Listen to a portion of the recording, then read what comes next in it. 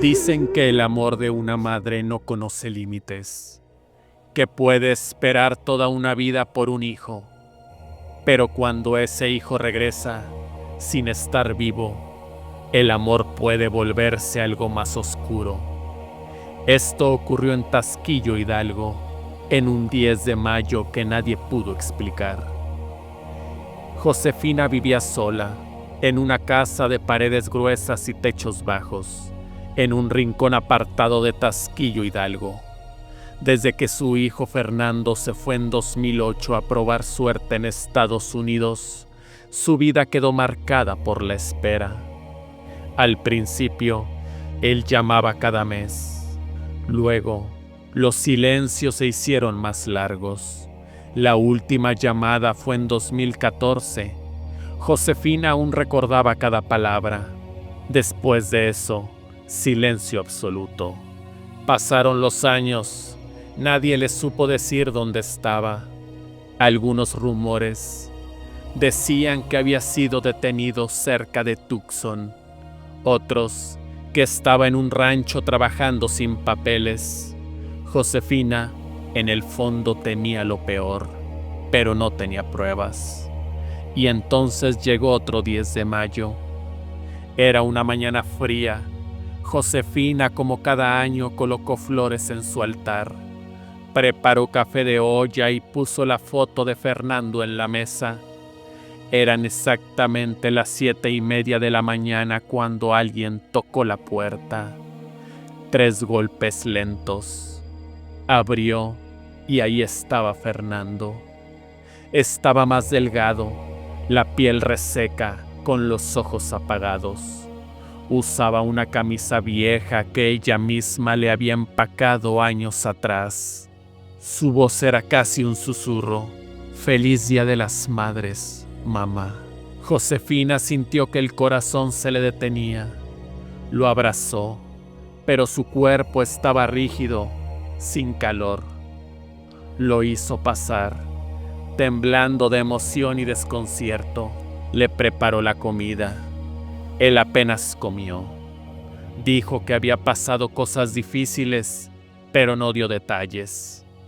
Cuando Josefina le preguntó si estaba bien, solo dijo: «No debería de estar aquí, pero tenía que venir». Por la noche, lo escuchó murmurar. Rezaba en voz baja, pero las palabras parecían mezcladas con frases en inglés y frases que no tenían sentido. Durante 3 días se quedó encerrado. No hablaba, no respondía, solo miraba fijamente hacia el cerro por la ventana. El 4.º día desapareció, sin rastro. Josefina fue a buscarlo a la presidencia municipal. Contó lo ocurrido. Un oficial, al escuchar el nombre y la historia, se mostró serio. Le pidió que esperara. Volvió con una hoja impresa. Era una notificación oficial de la Secretaría de Relaciones Exteriores. Fernando había fallecido en 2017. Era una notificación oficial de la Secretaría de Relaciones Exteriores. Fernando había fallecido en 2017 en un centro de detención migratoria en Arizona.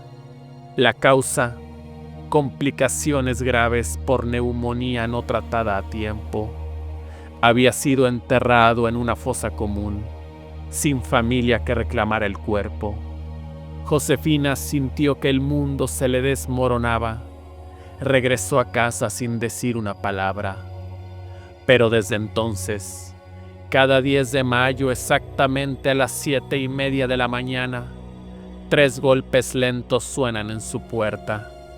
Y Josefina, con los ojos llenos de lágrimas, siempre abre. Hay amores que ni la muerte puede borrar. Pero también hay dolores que cuando no encuentran descanso, regresan. En Tasquillo, una madre todavía espera cada 10 de mayo. Y un hijo que ya no pertenece a este mundo todavía vuelve. Si este relato te estremeció, suscríbete y compártelo, porque algunos regresos, aunque parezcan milagros, en realidad son advertencias. Esta historia ocurrió en Guamúchil, Sinaloa, un día de las madres. No hubo gritos ni apariciones fantasmales, nada que alguien pudiera grabar o subir a internet. Pero los que estuvieron ahí todavía no pueden olvidar lo que ocurrió en esa comida familiar. A veces el horror no está en lo que pasa, sino en lo que sentimos y en lo que no podemos explicar. Rosa había cambiado mucho desde la desaparición de su hijo Jorge. Era una mujer alegre, de risa fácil, que solía despertar antes que el gallo para preparar desayunos calientes, hablar con los vecinos y regar sus plantas. Después de lo de Jorge, ya no salía. Las cortinas de su casa permanecían cerradas y los rosales crecían torcidos, olvidados. Solo su hija mayor, Francisca, iba a verla cada semana, aunque las conversaciones eran cada vez más cortas, más frías. A Jorge lo había perdido un 18 de mayo. Fue a jugar con un niño nuevo del barrio. Dijeron que se dirigieron a una parcela cercana. Nunca volvió. La búsqueda fue intensa las primeras semanas. Volantes, cadenas en redes sociales, marchas. Pero los días pasaron y el caso quedó estancado, como tantos otros en el país. Rosa nunca lo aceptó. En su mente, Jorge no estaba muerto, solo estaba ausente. El siguiente día de las madres fue duro. Rosa no quiso salir de su cuarto, pero este año Francisca decidió hacer algo especial. Invitó a sus tíos, a sus primos, cocinó con su esposo desde temprano y decoró la casa con flores y fotos familiares. Quería que su madre sintiera algo de alegría, aunque fuera solo por un día. A las 2 de la tarde todos estaban sentados. Rosa, con un vestido azul marino que ya le quedaba grande, se sentó en la cabecera de la mesa, junto a la ventana. Francisca la miró con una mezcla de alivio y tristeza. Su madre estaba delgada, con ojeras profundas, pero al menos había salido de su habitación. Sirvieron el mole, el arroz, las tortillas recién hechas. Hubo risas nerviosas, chistes forzados, pero Rosa no hablaba. Comía despacio, observando la silla vacía al otro extremo de la mesa, la que Jorge usaba siempre. Entonces se levantó sin decir nada, fue a la alacena y sacó un plato más. ¿Para quién es eso, mamá?, preguntó Francisca con voz baja. No me interrumpas, contestó Rosa, sirviendo el mole con lentitud, con una especie de cuidado casi maternal. Llevó el plato a la silla vacía y lo colocó con esmero. Sirvió arroz, una tortilla y un vaso con agua. Los familiares intercambiaron miradas incómodas. Nadie dijo nada. La comida siguió, pero la tensión era espesa como el aire en una tormenta. Rosa no quitaba la vista de la silla. En un momento murmuró. Dijo que hoy vendría. Me lo prometió. Francisca intentó mantener la calma, pero le temblaban las manos. Ya en otras ocasiones su madre había hablado como si Jorge estuviera vivo. Pero esto era diferente. Había una certeza en su voz que la hizo estremecerse. Pasó más de una hora. Rosa no comió nada más. Solo miraba esa silla. Todos terminaron, recogieron y comenzaron a irse uno por uno. Al final, solo quedaron Rosa, Francisca y su esposo Carlos. Francisca fue a levantar el plato extra y se quedó inmóvil. El plato estaba vacío, no solo sin comida, sino limpio, como si alguien lo hubiera lamido o fregado. El vaso también. Carlos se acercó y notó lo mismo.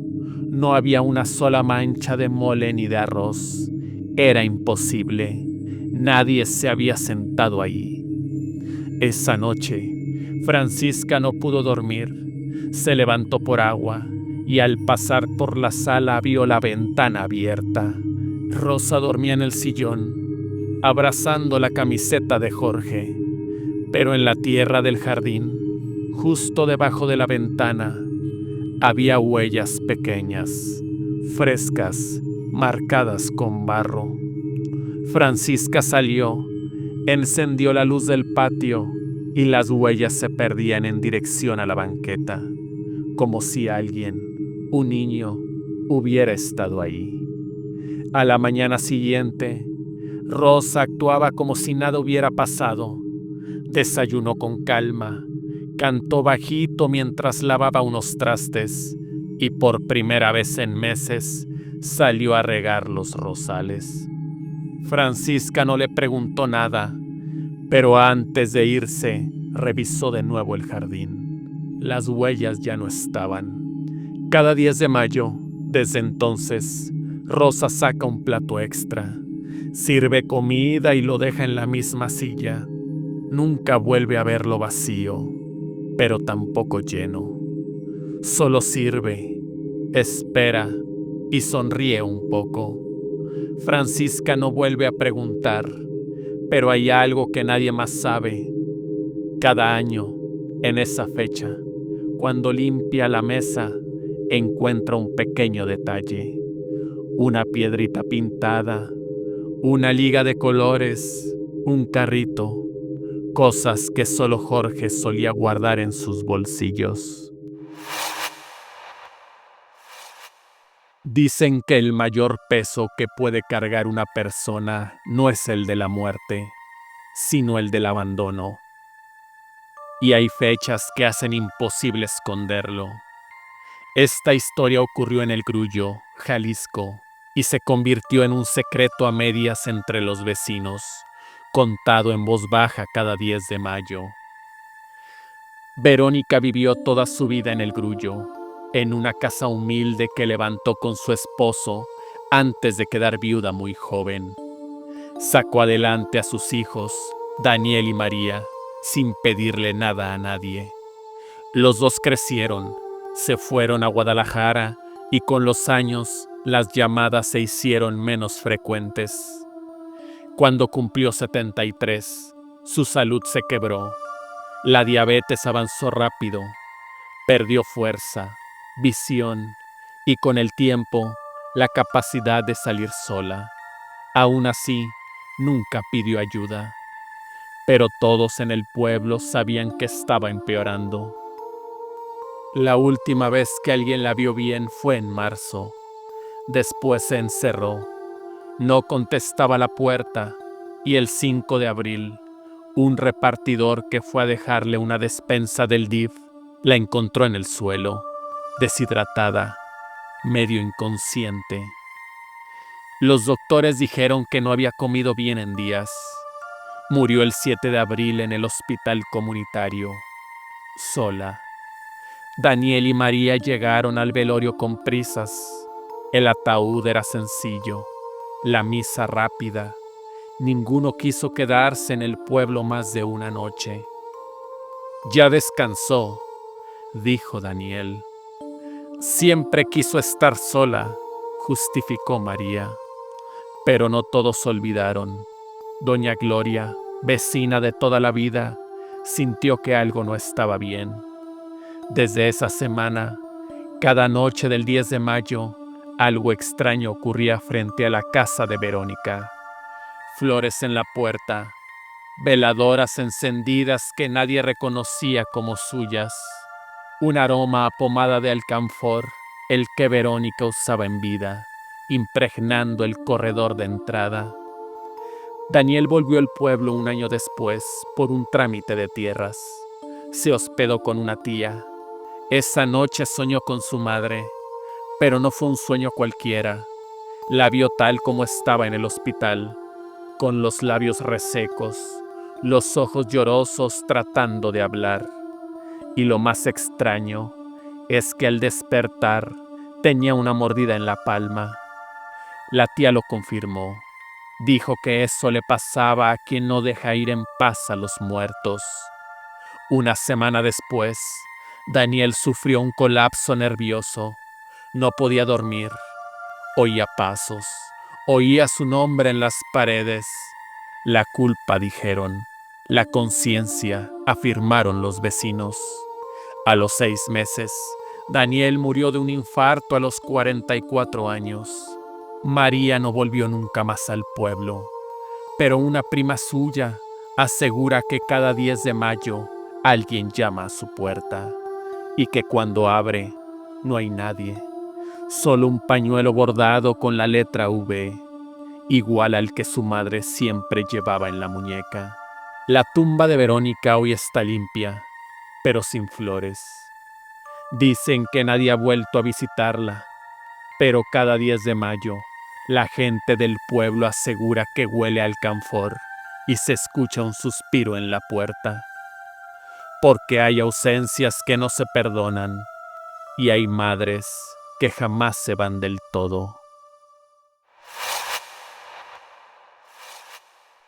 Dicen que el amor de una madre es tan fuerte que ni siquiera la muerte puede romperlo.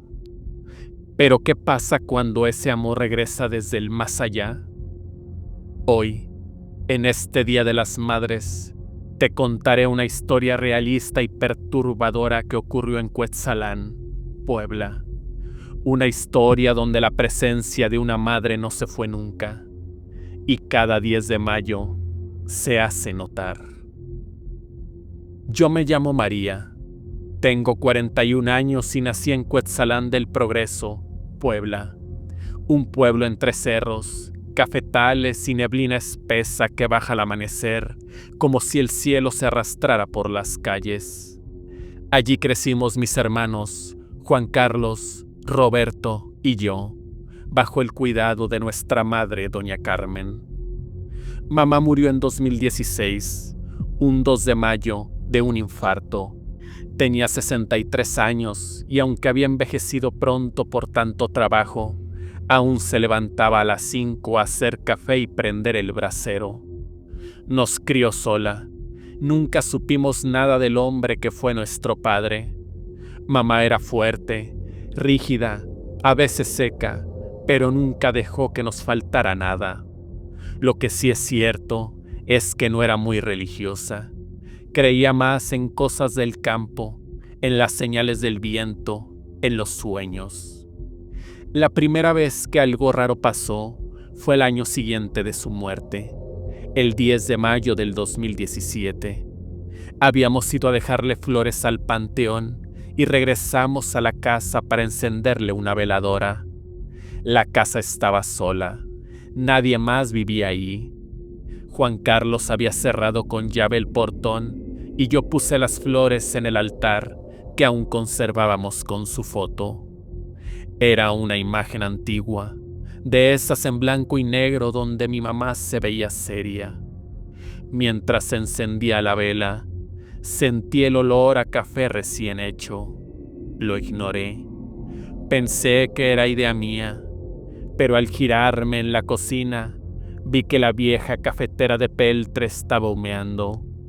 Lo juro por mis hijos, nadie la había tocado desde la mañana. No dije nada. Pensé que tal vez algún vecino había entrado y hecho café, pero el portón seguía cerrado, con candado. En los años siguientes, siempre en la madrugada del 10 de mayo, algo pasaba. Puertas que se abrían solas, pasos en el pasillo, el brasero encendido sin que nadie lo tocara. Nunca era algo violento ni aterrador, más bien una presencia, un recordatorio. Una noche en 2021, Juan Carlos se quedó solo en la casa y me llamó por teléfono a las 3 de la mañana. Dijo que escuchó la mecedora de mamá moverse sola en el corredor. Lo curioso es que esa mecedora se la habíamos regalado justo un día de las madres, y desde que ella murió, nadie la usaba. A veces creemos que cuando alguien muere, todo se acaba. Pero Cuetzalan no es como la ciudad. Aquí hay cosas que no se explican con ciencia y que los más viejos entienden sin necesidad de hablar. Algunos dicen que el alma de nuestra madre se quedó porque su preocupación por nosotros era más fuerte que la muerte. No digo que sea un fantasma, no, pero sí creo que hay una parte de ella que vuelve, que nunca se fue del todo. Desde entonces, cada 10 de mayo, mi hermano y yo vamos temprano a la casa vieja. Ponemos flores frescas, limpiamos el altar y preparamos café como a ella le gustaba. No por miedo, sino porque sentimos que aún está con nosotros, vigilando, cuidando. Y a veces, cuando la neblina baja y la casa se queda en silencio, juraría que escucho su voz bajita, diciendo lo mismo que nos decía de niños. Ya duérmanse, mañana hay que levantarse temprano. No todos los fantasmas buscan venganza. Algunos solo regresan porque el amor que dejaron aquí aún no termina. ¿Y tú escucharías la voz de tu madre si regresara cada 10 de mayo? Si esta historia te estremeció, no olvides suscribirte, dejar tu like y compartir este relato con alguien que nunca olvida a su mamá, viva o muerta. No todos los regalos traen alegría. A veces, por más buenas que sean las intenciones, abrimos puertas que no comprendemos. Este relato sucedió en Cadereyta de Montes, Querétaro. Me lo contó alguien que solo quería sorprender a su madre y terminó enfrentándose a algo que no puede explicar hasta hoy. El 10 de mayo del 2009, decidí por primera vez en años regalarle algo especial a mi madre. No soy de detalles ni de celebraciones, pero ese año ella había estado enferma y sentí la necesidad de hacer algo distinto. Pasé por el mercado de Cadereyta y me detuve en un puesto de artesanías. Entre las cosas, me llamó la atención un pequeño dije de obsidiana con una cadena sencilla de cuero. No era caro, pero tenía algo hipnótico. El señor del puesto me dijo que era una piedra de protección y memoria. Lo compré sin pensarlo mucho. Mi madre no dijo mucho cuando se lo di. Solo lo miró un rato, lo sostuvo entre los dedos y dijo: «Esto se parece mucho a uno que tenía tu abuela». Me pareció raro, porque yo nunca había oído hablar de eso, pero no quise preguntar más. Esa noche dormimos temprano. Como a las 3 de la madrugada, escuché a mi madre hablando sola en la sala. No gritando, no llorando, solo hablando. Como si tuviera una conversación pausada con alguien. Me acerqué y la vi sentada, completamente a oscuras, con el collar en la mano. Le pregunté si estaba bien. Me respondió que había soñado con su mamá, que la estaba esperando en el cerro.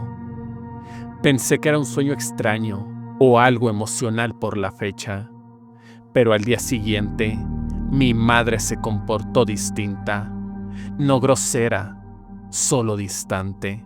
Se pasaba horas mirando por la ventana. Decía que escuchaba pasos en la noche, pero cuando salíamos no había nadie. Yo también empecé a sentir cosas raras, ruido en la azotea, ruidos de cadenas, pasos secos en la madrugada, el timbre sonando solo.